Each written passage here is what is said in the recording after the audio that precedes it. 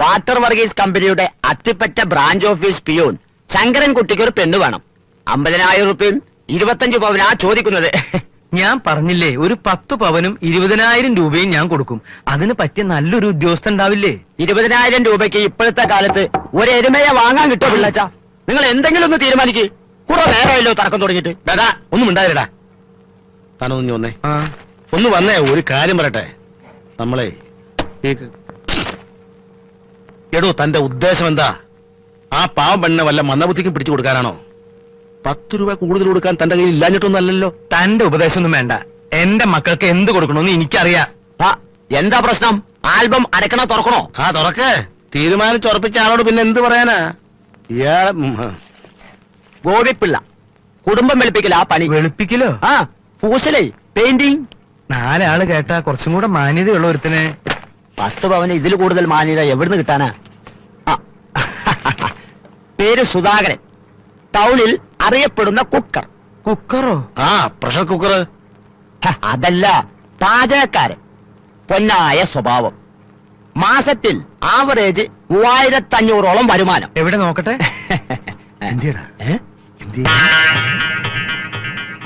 ഇയാള് കുഴപ്പമില്ലല്ലോ.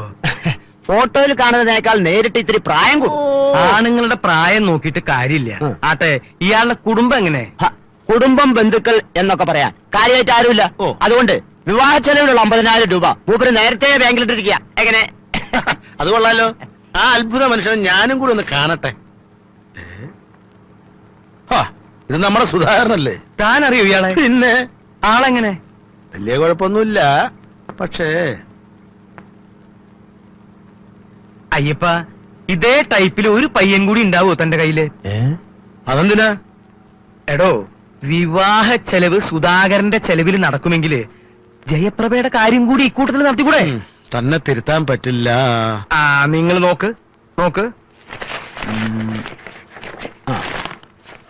ഭാഗ്യം, പിള്ളച്ചന്റെ മഹാഭാഗ്യം. സർക്കാർ ഉദ്യോഗസ്ഥനെ തന്നെ കിട്ടി. പെണ്ണ് സുന്ദരിയായിരിക്കണം. സ്ത്രീധനത്തിൽ നിർബന്ധമില്ല. ഇതാ. എവിടെയോ കണ്ടിട്ടുണ്ടല്ലോ. നോക്കട്ടെ. അയ്യേ, ഇത് നമ്മുടെ കൊതുകുവല്ലിയല്ലേ? കൊച്ചാക്കി കാണണ്ട. മുനിസിപ്പാലിറ്റി സ്റ്റാഫാ. 2500 രൂപ ശമ്പളം. പിന്നെ സൈഡ് വരവ് വേറെയും. പിള്ളേ, ഇത് പാചകം പോലെ അല്ല, അഴുക്കുചാല. ജയപ്രഭയുടെ സ്വഭാവം നിനക്കറിയാലോ. ഞാൻ വരച്ച വര വിട്ട് എന്റെ മക്കള് പോവില്ല. താൻ കണ്ടോ? അപ്പൊ സംഭവം സെറ്റിൽമെന്റ് ആക്കി അഡ്ജസ്റ്റ്മെന്റ് ആക്കാലോ. ഹരിഹര സുതനയ്യനയ്യപ്പ സ്വാമിയേ ശരണമയ്യപ്പ. താനെന്താ മലയ്ക്ക് പോണ്ടോ? ഓടോ, താനും പോരുണ്ടോ?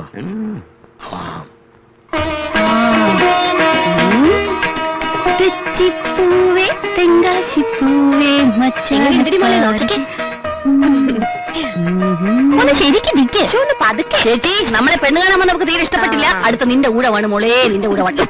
പറയണ്ട, വേഗം ഒരുങ്ങാൻ നോക്ക്. അവരിപ്പൊ എത്തും. ഇങ്ങോട്ടാ ഒരു ജയറാമിന്റെയോ സുരേഷ് ഗോപിയുടെ ചായ ഉണ്ടായിരുന്ന മതിയായിരുന്നേ. ചേച്ചി എന്താ ചായയും കാപ്പിയും കിട്ടാണ്ട് കിടക്ക? ആ ചായ അല്ലടി, മുഖഛായ. മനസ്സിലായോ? ഓ മനസ്സിലായേ. കുറച്ചുകൂടി കഴിഞ്ഞാൽ നേരിട്ട് കാണാലോ. ജയറാമാണോ ഇന്ദ്രൻസ് ആണോ? ഓടി ഓടുന്നു. ചേച്ചി ഒന്ന് മാറി ചേച്ചി, ഞാനൊന്ന് നോയിക്കോട്ടെ. ചേച്ചി മങ്ങടിയല്ലേ? അയ്യോ, നല്ല ഷൈൻ ചെയ്യുന്നു. എവിടെ എന്നെ ഇഷ്ടപ്പെടുന്നു നോക്കട്ടെ. എന്താണോ വൈകണേ? ആ ചെക്കന്മാരെ കുറിച്ചുള്ള ചെറിയ ധാരണ നീ പെൺകുട്ടികൾക്ക് കൊടുത്തിട്ടുണ്ടല്ലോ അല്ലേ? ആദ്യം ഈ ചടങ്ങ് നടക്കട്ടെ, എന്നിട്ടാവാം ബാക്കി വിവരണങ്ങളൊക്കെ. ദൈവമേ, അപ്പനോട് ഒരു വെടിക്കെട്ട് ഉറപ്പാ.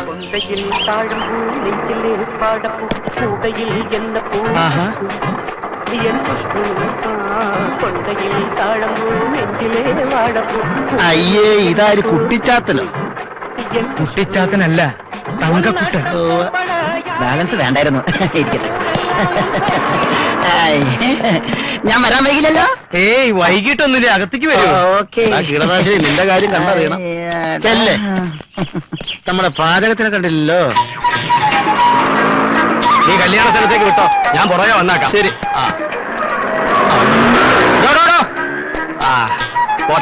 രാവിലെ എന്തൊരു ചൊറിച്ചില്ല. കാണാണ്ടായപ്പോ കരുതി ഇന്നലത്തെ കല്യാണക്കാര് നിന്നെ കൈവച്ച് കാണുമെന്ന്. ഒരു ശുഭകാര്യത്തിന് വരുമ്പോ വേണ്ടാത്ത വർത്തമാനം പറയല്ലേ എന്റെ പരമായിട്ട്. അവിടെ കണ്ണാടി എടുക്കട്ടെ. ഇതെന്തിനാ ഈ ഭൂതക്കണ്ണാടി? അല്ല, പെണ്ണ് അകലെ നിൽക്കുകയാണെങ്കിൽ കാണാൻ വിഷമം ഉണ്ടായിരുന്നല്ലോ. അപ്പൊ മൊത്തത്തിൽ പിക്കപ്പ് കുറഞ്ഞു തുടങ്ങിയല്ലേ? പിക്കപ്പിന്റെ കാര്യത്തിൽ ചേട്ടൻ പേടിക്കണ്ട.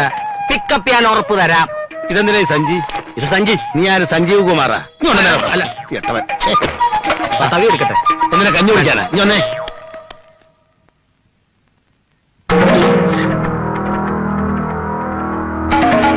ഇനിയിപ്പൊ എന്താ? ആ ഇതുവരെ റെഡിയായില്ലേ? ഇതങ്ങോട്ട് വേണ്ടി കൊടുക്കൂ.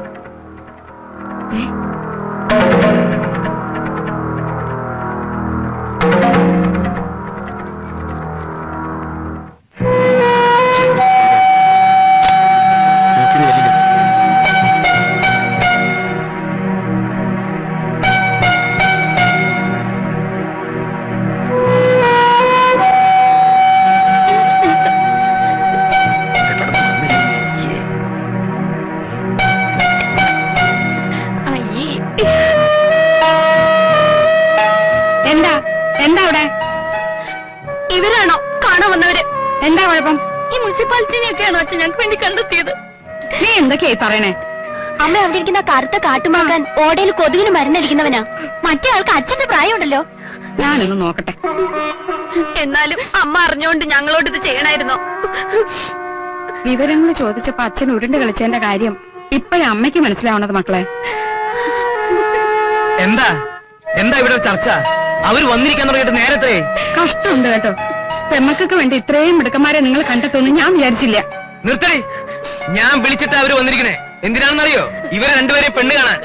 ആദ്യം ആ ചടങ്ങ് നടക്കട്ടെ, എന്നിട്ടാവാ കുടുംബ വിചാരണ. മനസ്സിലായോ?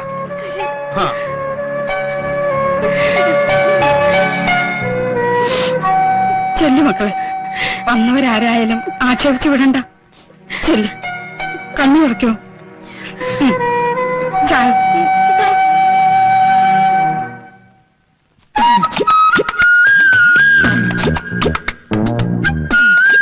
ഈ കാപ്പി പിടിച്ചിട്ടുടനെ സ്ഥലം വിട്ടോണേ. നീ പരിസരത്ത് കൊണ്ട കാല് വലിയ ഒടിക്കുന്നു. ആ കുട്ടി എന്താ പറഞ്ഞത്? എന്നെ വളരെ ഇഷ്ടായെന്ന് പറയായിരുന്നു. അതല്ല, കാലെന്നോ മറ്റോ പറയുന്നത് കേട്ടല്ലോ. അത് എന്നെ കണ്ടത് അവളുടെ നല്ല കാലം എന്ന് പറയായിരുന്നു. അതെ അതെ അതെ. ആ പോയ കുട്ടി കൊള്ളാം. എനിക്ക് നന്നായി ഇഷ്ടപ്പെട്ടു. അത് നിനക്കുള്ളതല്ല, ഇവനുള്ളതാ. നിനക്കുള്ള ആള് വരാൻ പോകുന്നേ ഉള്ളൂ. ഇവിടെ 4 പേരുണ്ടെന്നല്ലേ പറഞ്ഞ്. അതിൽ 4 പേരെയും കണ്ടിട്ട് ഏറ്റവും നല്ല ഒരെണ്ണത്തിന് എനിക്ക് ഇതെന്താ പച്ചക്കറിയാണോ? നല്ലത് നോക്കി തിരഞ്ഞെടുക്കാൻ. ഒരു കാര്യം ചെയ്യാം, അവരെ അമ്മയുണ്ട്, അവരെ കൂടി വിളിക്കാം. അതൊക്കെ ചേട്ടന്റെ ഇഷ്ടം. പൊട്ടി.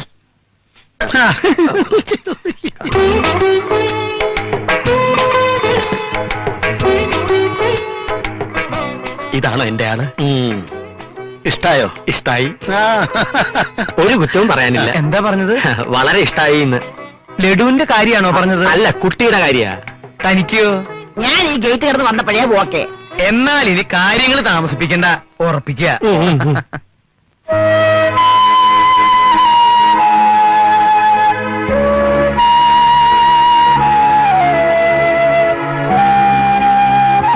ആഹാ, ഇവിടെ എന്താ ഒരു അസംബ്ലി? പുതിയ ബില്ല് വല്ലതും പാസ്സാക്കാൻ പോകുന്നുണ്ടോ? എന്നാലും ഇത് ഇത്തിരി കൂടിപ്പോയി. ഏത്? ഇന്ന് വന്ന ചെക്കന്മാരുടെ കാര്യം ഞാൻ പറയണത്. അവർക്ക് എന്താ ഒരു കുറവ്? ഒരു കുറവുമില്ല. ഞങ്ങൾക്ക് കിട്ടാവുന്നതിൽ വെച്ച് ഏറ്റവും നല്ല ഭർത്താക്കന്മാരെ അച്ഛൻ ഞങ്ങൾക്ക് വേണ്ടി കണ്ടെത്തിയത്. സന്തോഷമായി, മനസ്സ് നിറഞ്ഞച്ച. പുറമേയുള്ള സൗന്ദര്യമൊക്കെ കുറച്ച് ദിവസത്തേക്കേ ഉള്ളൂ. അത് അനുഭവം നിങ്ങളെ പഠിപ്പിക്കും. ആ അതെ, ഞങ്ങൾ അനുഭവിക്കാൻ പോണേയുള്ളൂ എന്ന് ഞങ്ങൾക്കിപ്പോ മനസ്സിലായി. മക്കളെ, നമുക്ക് മേലെയുള്ള ബന്ധത്തെക്കാൾ എപ്പോഴും ഇതാ നല്ലത്. ഇവർക്ക് എന്നും നിങ്ങളോട് ബഹുമാനം ഉണ്ടാവും. നിങ്ങളുടെ അച്ഛൻ ജീവിതം തുടങ്ങിയതും വളരെ താഴേന്ന. നിങ്ങളുടെ അമ്മയെ ഞാൻ വിവാഹം കഴിക്കുമ്പോ ഞാൻ ഒന്നുമല്ലായിരുന്നു. അത് അന്നത്തെ കാലം. അതുപോലെയാണോ ഇപ്പൊ? ഒന്നുമില്ലെങ്കിലും നമ്മൾ നമ്മുടെ പിള്ളേരെ പഠിപ്പിച്ചില്ലേ? പഠിപ്പിച്ചു, ഇത്തിരി കൂടുതലും പഠിപ്പിച്ചു. അതാണ് ഞാൻ ചെയ്ത തെറ്റ്.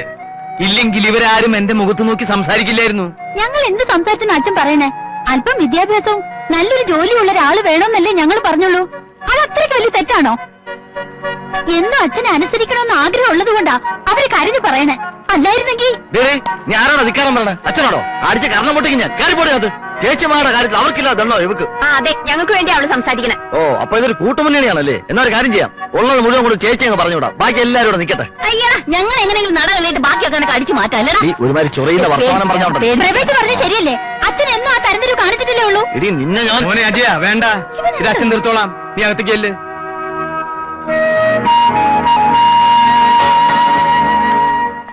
ഇനി ആർക്കെങ്കിലും എന്തെങ്കിലും പറയാനുണ്ടോ? എന്നാ കേട്ടോ, ഞാൻ അവർക്ക് വാക്കു കൊടുത്തു. ഈ കല്യാണം നടക്കും, ഞാൻ നടത്തും.